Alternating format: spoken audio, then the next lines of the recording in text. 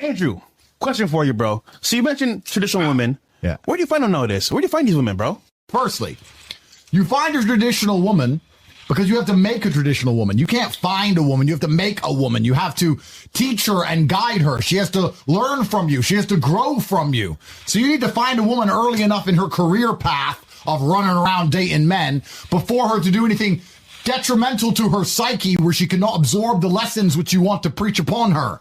A good woman makes her man feel braver. She inspires him. She makes him want to work hard. Good women are extremely powerful forces of nature, as are good men. And I think the first thing you need to do is be the best version of yourself. And if enough people do that, then society will be fixed. But the truth is, as a man, if you have a good woman can be the best thing about your life and your greatest source of strength. And if you have a woman can make or break a man's life. Same job, same house, same car, same dog, same sofa, same bed. Different reality. Yeah. Bro, different reality. And even worse, you'll notice this the most when you have a girl who flips, who was cool, and now she ain't. And you're like, everything was good. Now you're upset. What? Over what?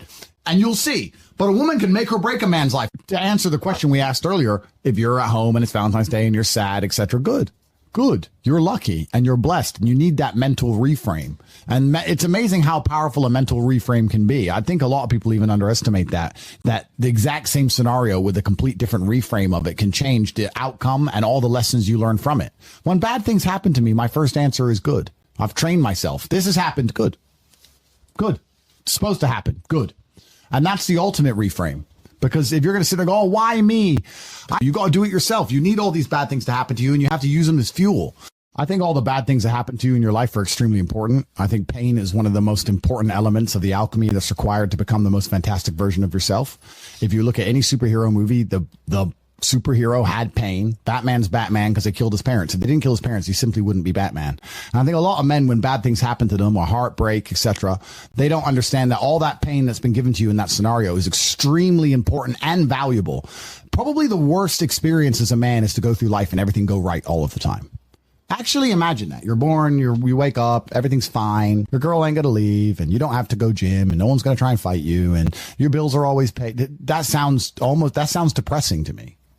Genuinely. All these bad things are supposed to happen to you so you can level up. You're supposed to go through the pain so you can get better. It's a universal law it's a constant of the universe. Even if you want to build bigger muscles, you have to destroy the old ones. That's how they grow bigger, right? You want to be more resilient. You want to be more observant. You want to be more capable of dealing with negative scenarios or heartbreak or bad things happening to you. Well, then you better get used to pain. Pain is the flavor of life.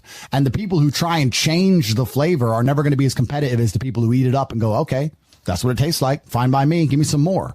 And those are the ones who get very good at it. So if you're sitting here at home and you're sad, fantastic. I'm a little bit jealous.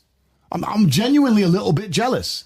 Bad things are supposed to happen to you, but you have to use them as fuel. You can't sit there and let the bad things happen to you and feel sorry for yourself. You got to take all that pain and turn it into something good. That's your responsibility as an adult. Yeah, I think men have a natural, innate masculine instinct to protect and to provide. Yep.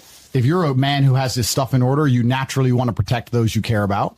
And you naturally want to provide for them. You have no problem paying their bills and taking care of them. A good man has no problem paying the bills for his woman and paying the bills for his kids and making sure they're safe. That's what a man wants to do when he has his things in order. If you're the kind of man who doesn't feel that way innately, there's something wrong with you. And there's probably 50-50 is unacceptable, guys. Yeah, and there's probably something wrong with you because you're not being the best version of yourself. And it's amazing how easily you'll do the things you're supposed to do when you're the man you're supposed to be.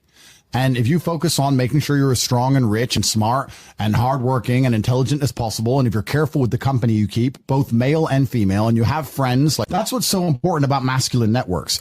So if you're the good person around the right people, you're going to end up affecting everyone around you. You can't go through the world without leaving a ripple effect. And that's why you have to be your best version of yourself. And that ripple effect is going to be vast and it's going to be continuous into space time. And you don't know how the butterfly effect works. You don't know about you being a nice, courteous person, holding that door open that one time, how that can affect someone's life in such a positive way, or smiling at someone when they do something nice to you, or helping someone who needs help. You can be a genuinely good person, but to do that, you need to be a man of capability. And you need to understand that the whole world can be fixed if men and people get their act in order. And I truly believe that all of this falls on men. But I actually believe that men are meant to lead, and women in general, as a general rule, when they find a man they respect, they follow him. And I know that because if you meet a good woman and she loves you, all of a sudden she likes the music you like. Yep. She likes the cars you like. She believes the politics you believe. She watches the shows you watch. So if we have such a problem with women, she plays the games you play, all of it. So we have such a problem in the world today. That's down to a huge lack of masculine role models and a huge lack of men doing their job. Because as much as we laugh and clown on women, etc., if you're a man who has his stuff in order, you're going to find a woman who's loyal to you. And they do exist. It's all about taking accountability as a person, blaming yourself for absolutely everything so that you have power over the situation, because you have no power if you blame the world. If you blame women for everything, you have no control. Yeah. If you blame yourself, you have control over the situation. And I think that if men get their act together, you'll be surprised how that will expand out towards society, and how not only your life gets better, but the life of everyone you care about, everyone you meet, everyone you interact with, their lives get better by extension. And that's what we need to fix society. I think that the universe or God or whoever you want to call it, I think they know what they're doing. You're going to get exactly what you deserve in this life. And if you don't have the things you want, quite often you don't actually deserve them. And if you start acting in a way where you do deserve them, you'll be surprised how quickly and easily they appear. You'll see. And a lot of you are sloppy and lazy, and you don't care to look back and realize where you've been sloppy or lazy, or realize where you've made mistakes. And then you're not understanding why your life is constant blunders and bluffs. Well, that's because you keep making mistakes. But if we look at it in a more universal and as a more meta point, I love that the world is hyper competitive. And when you're extremely successful, you do. I love the fact that women only want to date men with lots of money, because I have lots of money. And I love the fact that women want to date men with good bodies who are strong, because I'm strong. It's fantastic. I would actually be devastated if women changed their minds, because I like it being that competitive, because I like to win, and I have no problem with the competition. I have no problem with war. If you're going to sit and go, women shouldn't think this way, what you're actually doing, and you may not realize you're doing this, but you're speaking to the universe and saying, I can't win, so I want to change the rules of the game. Good and point. I think you should apply a completely different mindset. If women sit there and say, I want this, and this, I am never offended by that, because I sit there and go, yep. Okay. All right. Text me then. I'm winning. So I'm winning. So I think you should look at these things as a man. How can you, as a man, take absolute self-accountability? Yep. You can blame her, and you can blame women, we can blame society, all those things. That's true. But the best thing you can do is sit there and go, well, let me make sure I don't fall into any category where I can be disqualified. Yeah. And then you don't have to worry about any of these things. And the best thing about being a man, in fact, the only good thing about being a man, because being a man is much harder than being a woman. You're born with no value. You don't matter. Your life is hard. The only good thing about being a man is that it's a harder version of the game of life. It's a more difficult version of consciousness. And if you play a harder video game, you get a higher score. If you're a top tier male, it's the best possible experience. There are dudes out there who are jealous of chicks, because chicks get attention, because they're like, those girls get to go here, these girls get to go there. But if you were at our level and getting to do it as a man, not as a chick, as a man, it's better. It's much better. It's always going to be better. Yeah. So we have the best possible chance to live the best possible life. All you have to do is be man enough to get your stuff in order. And this is something that's really true about the world. And I say this all the time. People often say it's okay to fail if you try your best. But I will argue, if you try your best, you will never fail. If you try your best, you will not actually fail. If you get up every day and do what you're supposed to do. I've never seen a person get up every day, eat right, hit the gym twice a day, every day, eat properly, sleep as much as they're supposed to, their supplements are in order, doing their absolute best, who was not in good shape. I've never seen it. It's literally physically impossible. Yeah. So you either want it or you don't. And it's the same with absolutely everything else. A lot of people go, I've been trying. If you were really trying for the amount of time you've said you've been trying, you wouldn't still be in the position you're in. And that's the truth. When you're truly trying your best, people often ask me, they say, well, if women love money, why are they with these guys or these broke guys, or why are they with this guy who's trying to come up? I think if you're actually really trying your best in your life and you're doing your very best to build a life, even if you don't have it yet, I think people can smell it. Not just women. Men. Ambition. People can smell the they can see their life's in order. They're good. Something's right. You can call it magic. You can call it energy. Is loud. You can call it something. Potential is very loud. And it's kind of amazing that guys will sit and go, what do I do about this girl? How do I get this girl? And they'll send super chats. How do I get this girl? How do I get that girl? If you actually just do the things you know you're supposed to be doing and get your life in order, you'd be amazed how quickly it all falls together. It's like everything else. In chess, good moves come from good positions. Boxing, you land the good punch because you're standing in the right place at the right time. You do the right things. The rest of it's actually pretty easy. And as bad as this world is and as difficult as women are and feminism and all these things, I promise you, if you're acting the way a man should act with honor, integrity, you're hardworking, you're perspicacious and you have perseverance and you do all the things you're supposed to do, you're going to find a loyal woman who adores you. You're going to find it. You can be in the worst. You can be in Miami, Ratchet City, but you'll find a girl who's obsessed with you if you're doing all the things you're supposed to do. Even if you're not a millionaire yet, but if you're doing the things you're supposed to do. It's kind of beautiful how God will give that to you if you finally get your act together. If you're working hard, training hard, showing you're brave, showing that you're not afraid. This is some of the things that I think people don't understand as well. We talk about emotionality in men and how women find it unattractive. And I actually agree by and large, if you cry in front of your chick, to a degree, she'll lose respect for you. But it depends why. And there's always nuance and scenarios where that changes. If you're crying out of frustration or crying like a girl because you can't fix something, then I think she'll lose a lot of respect for you. But if you're sitting there furious with tears running down your face because you're about to go kill the man who hurt her, she ain't going to lose respect for you. That's different.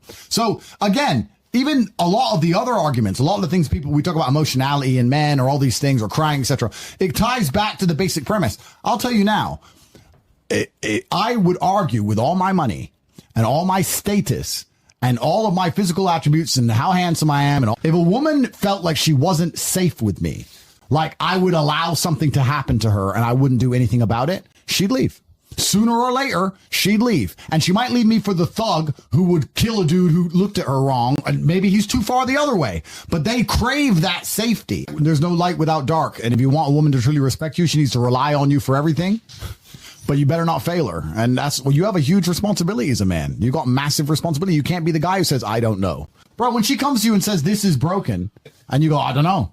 She's going to look at you like, what? Who are you? Even if you don't know, you got to find someone who does know and pay the price and get it fixed. That's your job as a man. And you just start saying, I'll just tell her I love her all the time. Everyone on Instagram tells her they love her. And eventually she'll check one of their profiles and he's got a nicer car than you and he's better looking than you.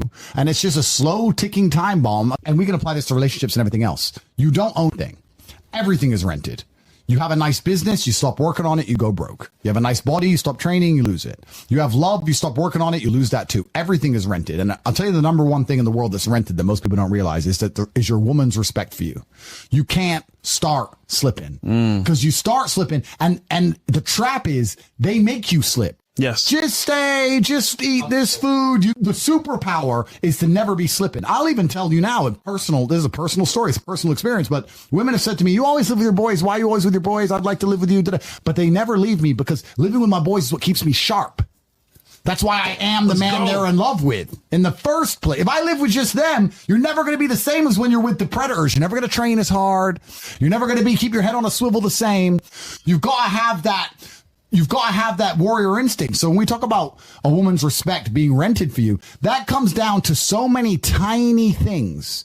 It comes down to the fact that your phone is charged and your gas tank is full and you're organized. Bro, some of my best conversations are me sitting with my girl and talking about what we would do when World War III comes. What we're going to do what we would do if someone tried to break into our house. Well, they can't, baby, because I put a gate there and I've got armed guards. I've got bulletproof doors. Look, here's a Glock. I got this here. I didn't know that gun was there. Of course I do, baby. I got everything. Like, they love hearing that. They don't love it. They love hearing that more than anything. Stay ready. Stay ready. Because that's what they expect from you as a man. That, I'll tell you, nothing will turn a chick on more than you telling her how you'll fight the entire world to save her. But they also expect it of you.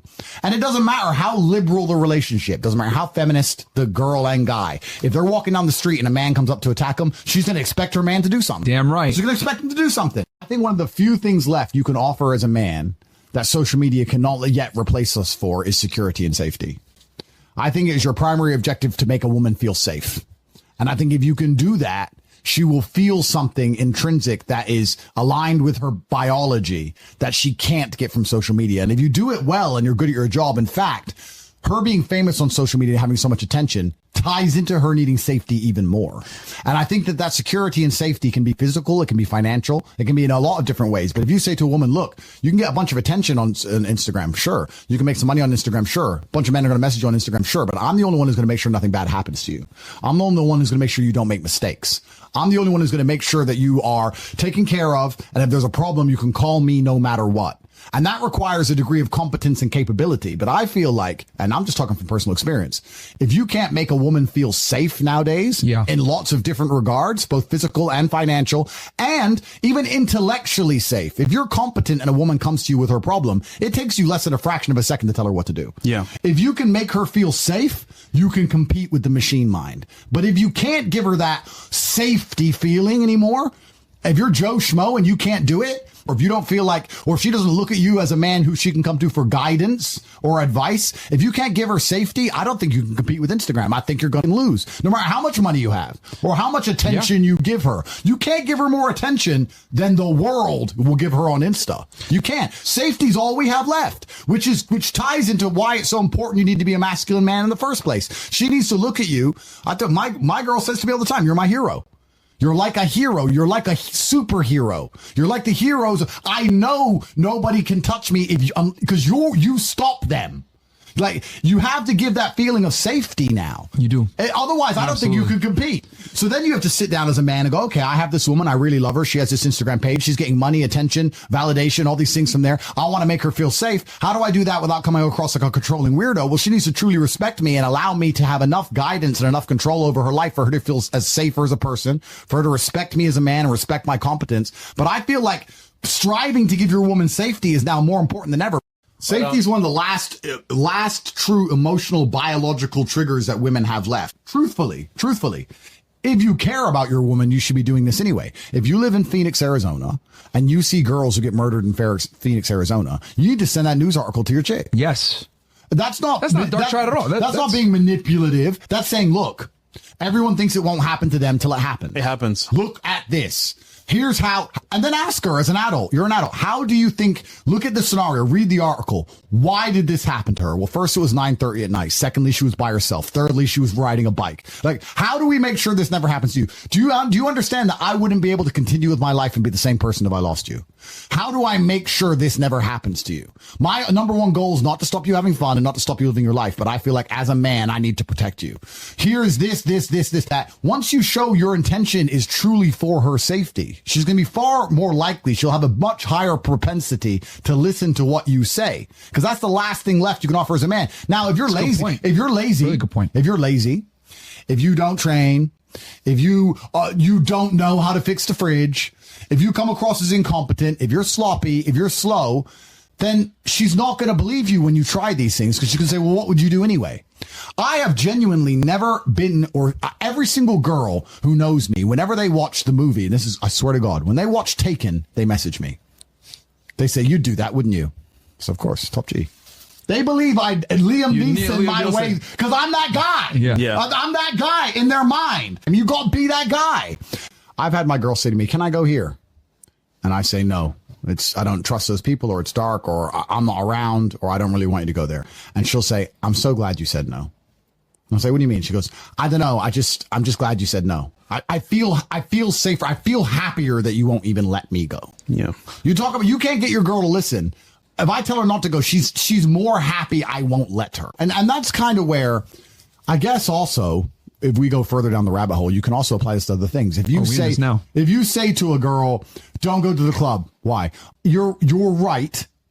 But the reason you're telling her reeks to a degree of insecurity. Now, you're right, and you can do it the right way. But if you were to say, I don't think you should be going out, bad things happen. I care about you, and I want to make sure you're okay. I'll take you out, but I don't think you should be going out. And she's like, I really want to go. I really want to go. You're like, all right, cool. I'm trying to protect you here. I'm your man, and I believe it's my job to keep you safe in all realms. If you want to disobey my orders, well, then how can I be responsible for making sure you're safe? But now you're not speaking from a position of insecurity. You're speaking from a position of authority and respect and capability and competence, which is a different thing. And I don't think many men even do that. I'll say to my women, be home before dark. They can be 28 years old. And I'll be like, well, it's dark at 6. Yep, I want you home before dark. Bad things happen in the world. I want you home because I love you.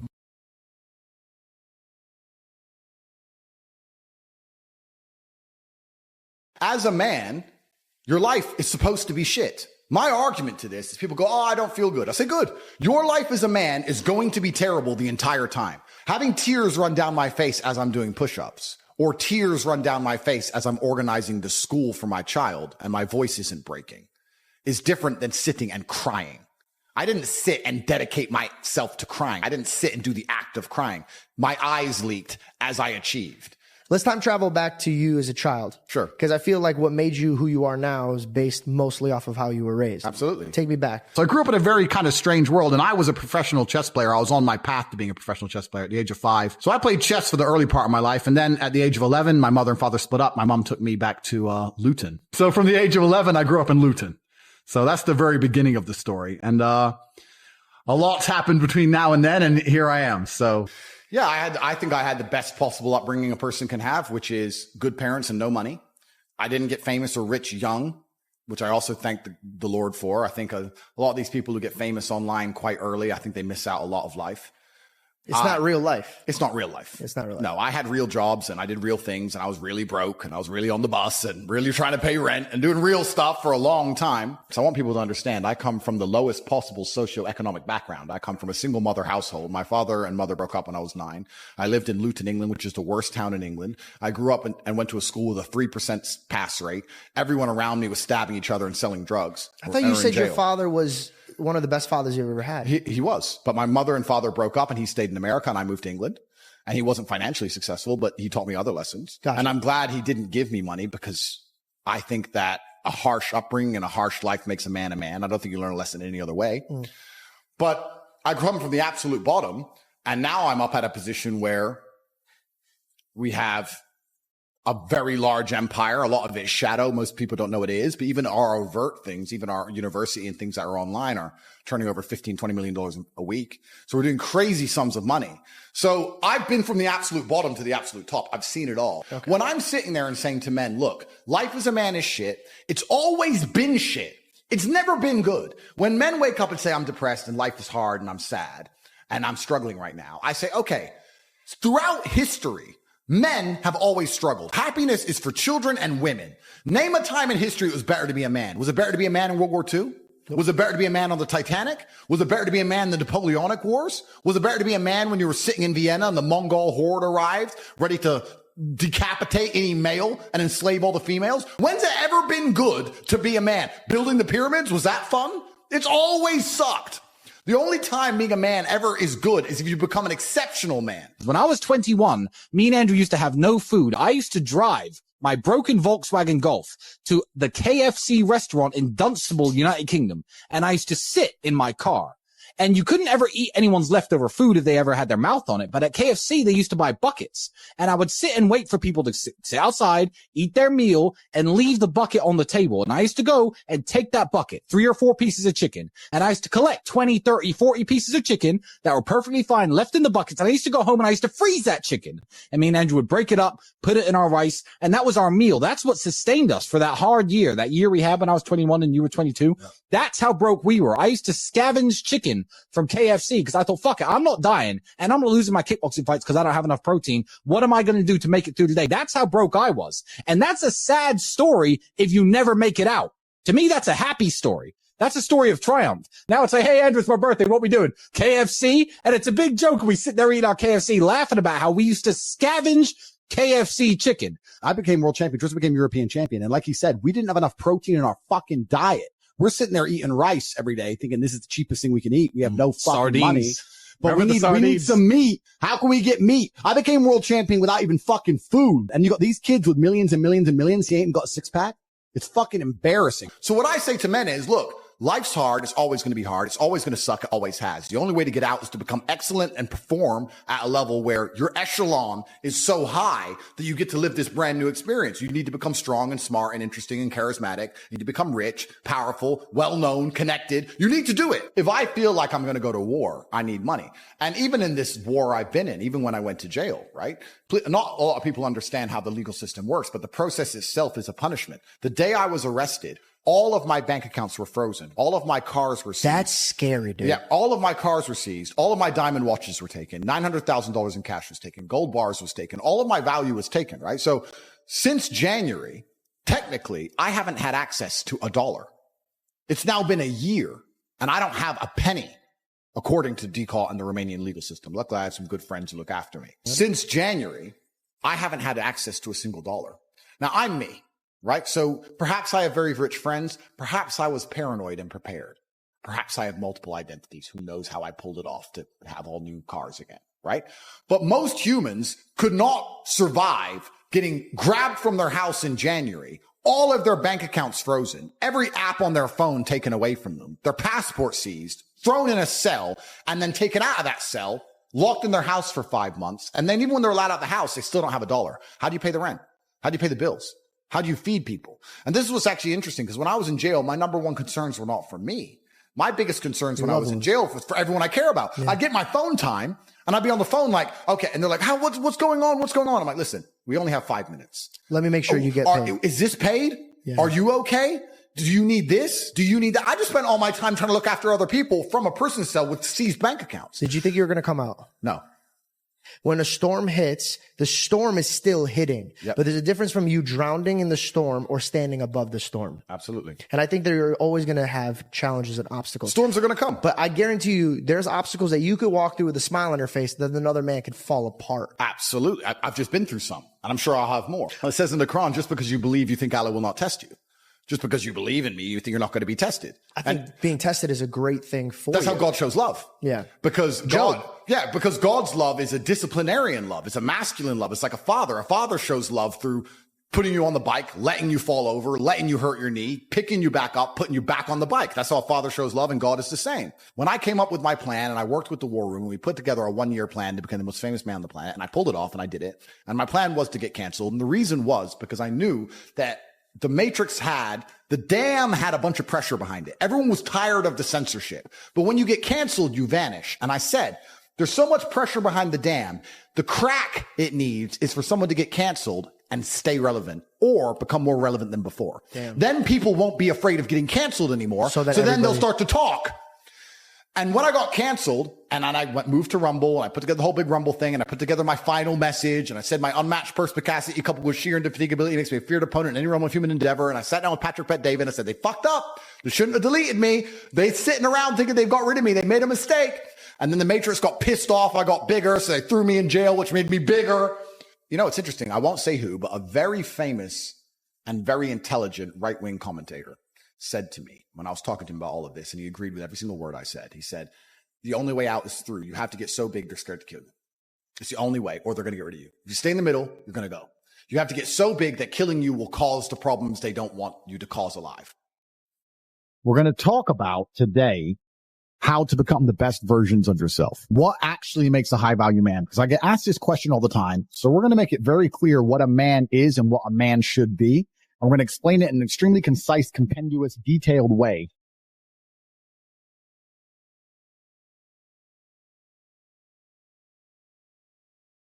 When people look at you, why do they see you as a high value man? Do you have anything you project? Do you project true bravery? Do you project true confidence?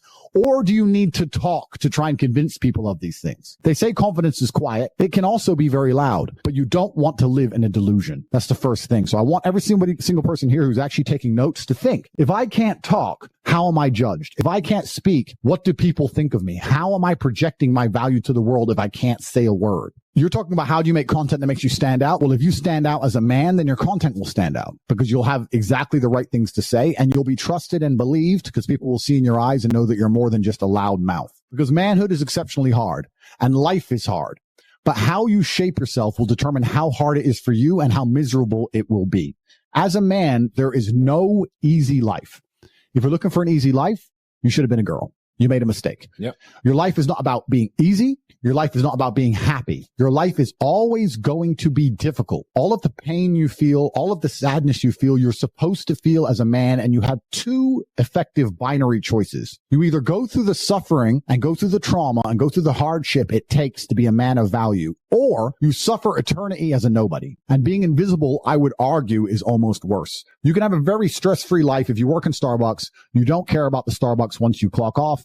You're not at work at the time. You go home, you play video games, and you exist until you die. That's stress-free, but you have to suffer being a nobody. Alternatively, you can go out there into the world, try and implement your mark on the world, work hard, try to get rich, more money, more problems. You can try and start a business, the stress of that. You can lose your girlfriend because all you're doing is working. This is a new level of stress, a new level of trauma, but at least you'll be a somebody at the end of it. There's two ways to suffer. You either suffer to become a somebody or you suffer as a perpetual and forever nobody. there is a burden of expectation on you as a man. You're expected to do the impossible all of the time. You're expected to perform regardless of how you feel. And if you don't meet those expectations, you will be forever punished by life, by your girl, by your friends, by existence. There's no other option but to be a G about it. You have to just be a G. People say, how did you and Tristan handle jail? What am I going to do? Not handle it? What does that even mean? Want to bang my head against the wall? You have to just get it done. Do anything. You have to just get it done. If you're a full-grown man and you wake up, you should feel fire in your blood to conquer the world. If you wake up and you don't feel fire in your blood, it has been suppressed on purpose. Somebody has come along and said something or done something to you that has destroyed your innate, natural, God-giving, masculine quality to want to go out there in the world and do amazing things. But you wake up and you just want to sit around your house. Why? They've done that to you on purpose. It's on purpose. It's all purposeful. And you've fallen for it. You've been programmed by the Matrix.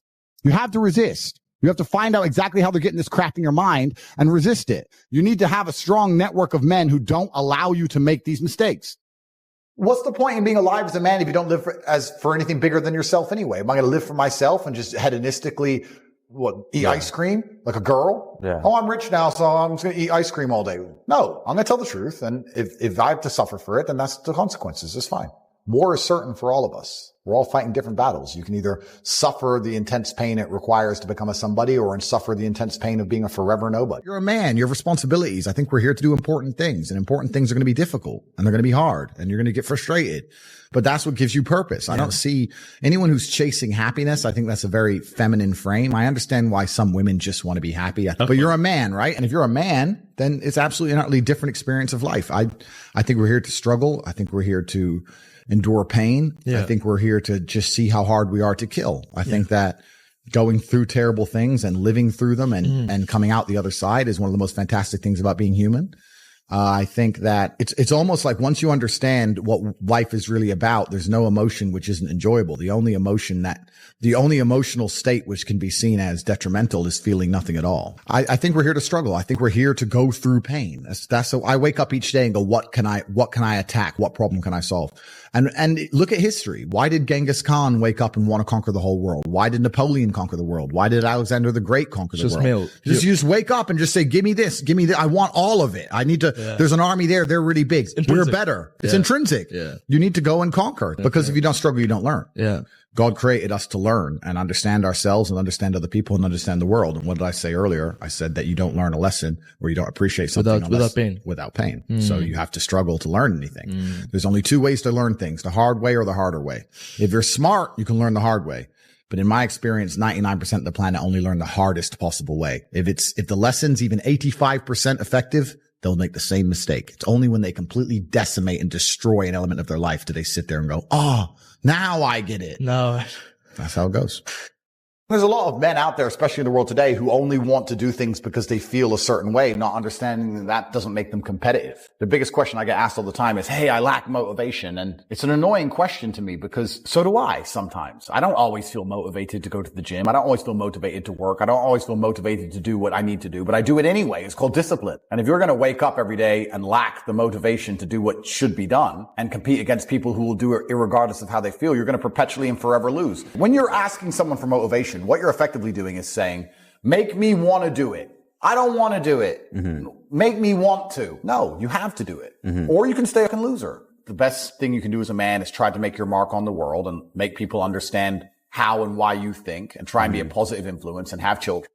Everyone has a dream, but not many people have a plan. A dream and a plan are different things. When you say to guys, do you want to be rich? Yeah, I want to be rich. How will you get rich? So you can have a dream with no plan. When's the last time something fantastic has ever happened on accident? When's the last time you've seen a big jacked dude and you say, hey man, how'd you get so jacked? And he goes, dunno, oops. Well, it just happened. No, he planned it. He went to the gym. He worked he ate a certain way. He planned his meals. He had to make it happen. It's exactly the same with getting rich. You need a plan to get rich, right? Everyone out there has a dream, but very few people have a plan. Yep. If you're surrounded by people who have a plan to get rich, and you provide value to them in some way, because they're not going to drag you up if you ain't doing nothing, because that's what friendship is. Friendship is value exchange. Yeah. If you provide value to them, sooner or later you're going to begin to make money. The problem with most people in the world today is not that they do a normal thing, it's that they do a normal thing and they don't try to be the best at it. Name a normie job.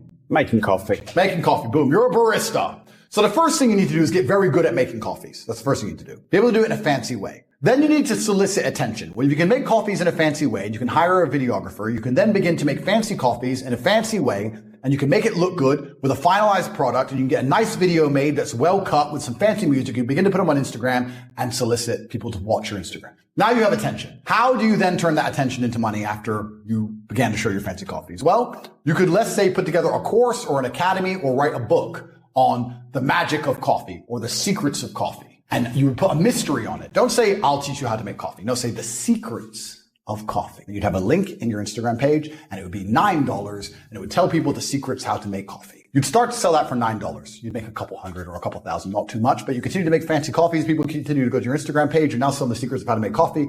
Then, after people start knowing you as being a barista, you start to make these $9. You have $20,000, $30,000 in the bank. What you can do is launch your own coffee brand. You can go on Alibaba.com. You can find some coffee beans. You can put your face on it because your face is now a recognized brand. You can get your own coffee beans. You can begin to sell them on Instagram. Before you know it, you're making $10,000 or $15,000 a month. You can start to do tours.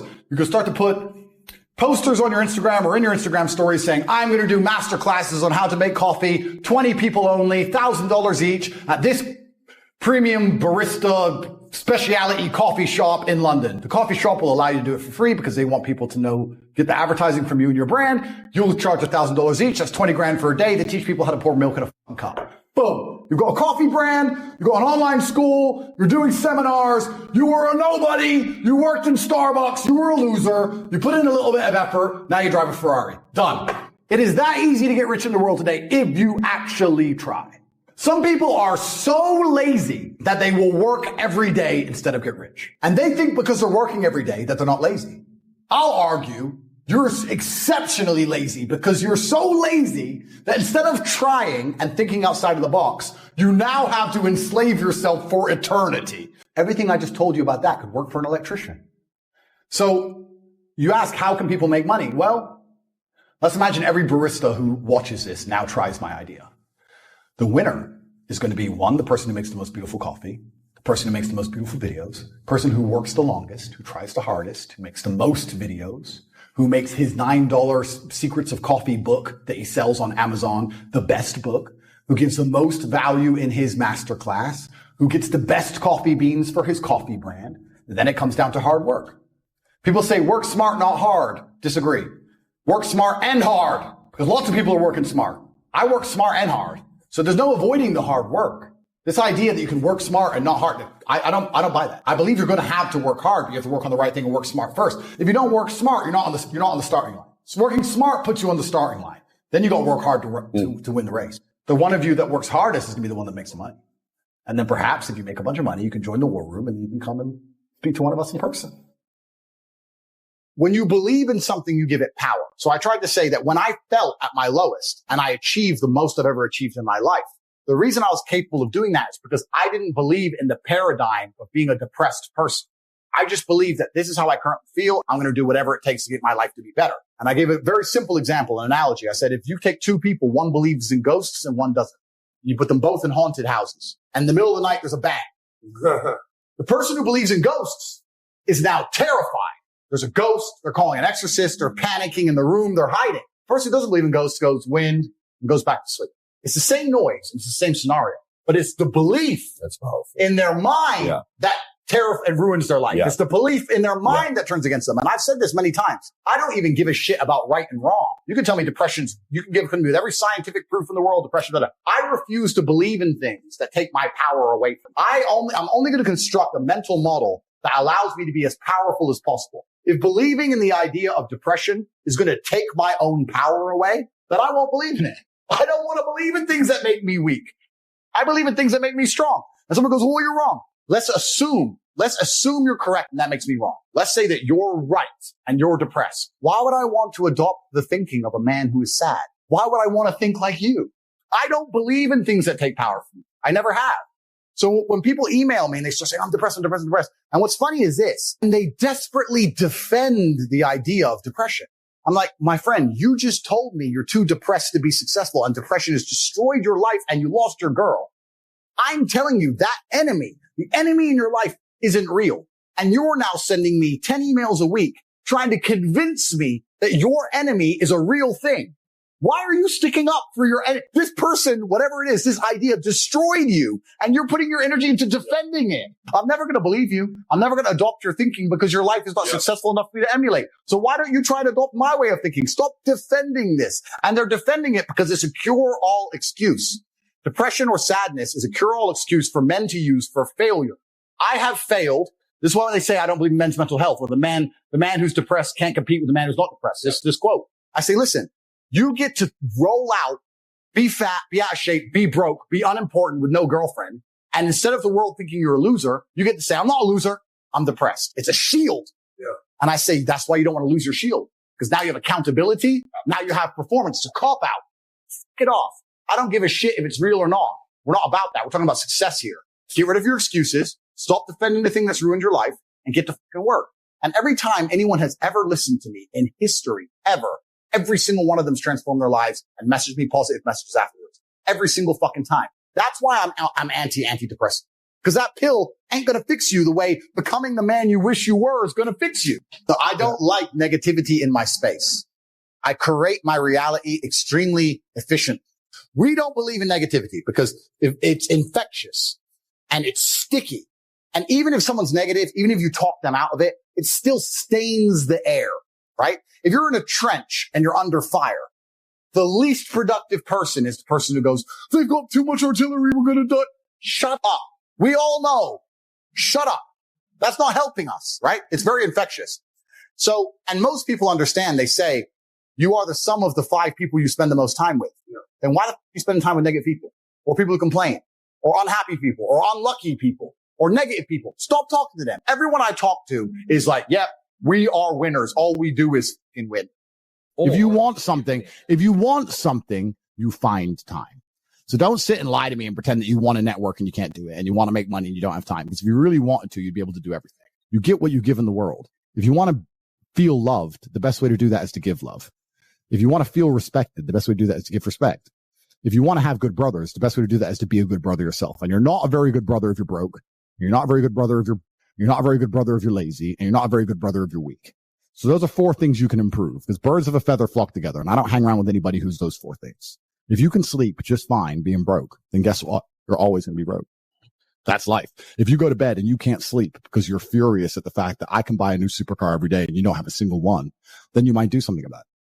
So it's down to you, and it's your own personal decisions. And I think we've discussed this in a lot of different emergency meetings, but there's no such thing as busy. There's no such thing as don't have time. That's all garbage. There's only 3 reasons people don't have money, and I've discussed them before. It's being stupid, it's being lazy, it's being arrogant.